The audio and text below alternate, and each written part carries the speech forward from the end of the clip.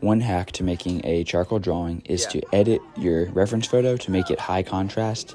That'll make it easier to find the patches of highlight and shadow. But first, I need to find a reference image. I'll search up a kangaroo. I'll filter the search results to make it only large file size images. And then I'll try to find a kangaroo that is not in front view or side view, but is at a little bit of a 3/4 position. That one right there is perfect. I'll save that image. Then I'm going to open up a free photo editor called Pixlr. Pixlr. Then I'll open the photo editing portion of that program. I'll open up the image of the kangaroo from the Google Drive. Then I'm going to go to the Adjustments tab at the top and go down to Brightness and Contrast. I'll crank the contrast all the way up to the top. And you can see how that darkened those shadows and brightened those highlights and made those patches easier to see. I'm also going to go ahead and turn this black and white. I'm noticing there was an auto black and white option. I actually went to hue and saturation and cranked the saturation all the way down. Either of those should work. And voila, a beautiful black and white reference image with the shadows and highlights cranked all the way up. I'm going to export this and save it to the Google Drive again. I can open it from Google Drive and have an excellent reference image ready to go for my drawing. All right, now we're ready to draw. We're starting with some super loose gestural marks, just kind of finding the overall size, some of the major curves. Keep just wiping those away and refining them until you start to really settle on some of the major shapes for that kangaroo or whatever animal you're drawing. I found that the head shape was a little bit big at first. I made that a little smaller, found the major curve of the back, the angles of the legs and the chest. Then I'm going to go back over that vine charcoal, really loose sketch with a charcoal pencil and make a nice, neat, well-observed, detailed outline of all the major shapes. I'm using my blind contour skills for this, keeping my eyes on my reference image as I move that charcoal pencil to make sure that those lines are accurate and coming from my eyes, not coming from my imagination. With that outline there, I'm ready to start laying in some of the major patches of shadow.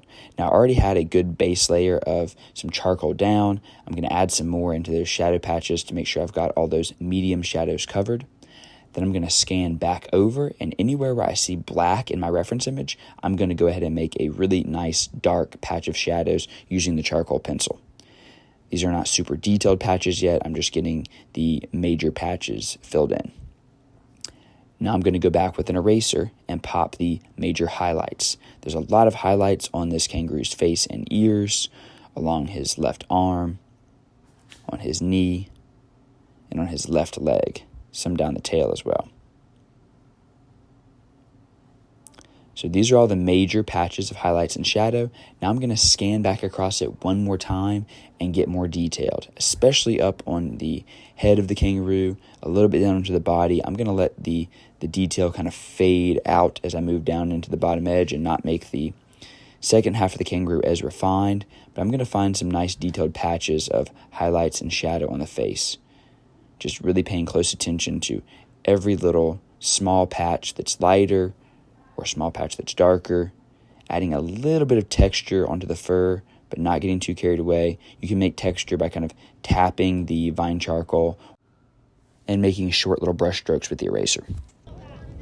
Now, this drawing is done, but if I want it to last and not get smudged, I'm going to seal it with some clear spray paint. You can see all that charcoal in my hand. Let's seal this, and it will no longer smudge and rub off onto your fingers. I'm going to shake this can up really good. That's right. You can ruin your drawing if you spray the spray paint on too thick. So I'm going to make sure that I keep my hand moving, hold the can about a foot back, and just dust this with a couple light coats. You should not see anything happen. You shouldn't see any drips. You shouldn't see any evidence of the spray paint, really. Well, that's why I'm putting this stuff on there, so it'll seal it and it won't smudge off anymore. Wait about a minute or 30 seconds and then hit it with one more light coat. Draw that. I drew that. You drew that? Just now, just drew it in 20 minutes. What? I can't even do that in 30. I can't even draw a single heart. All right, what do y'all think? Rate the kangaroo, 1 out of 10. I think it's a 10 out of 10. It's a 20 out of 10. It's a 20 out of 10. It's a 20 out of 10. All right, we'll take it. What's going on over 9 out of 10. Amazing. And after about 5 minutes, you will have a beautiful, unsmudgeable, finished charcoal drawing.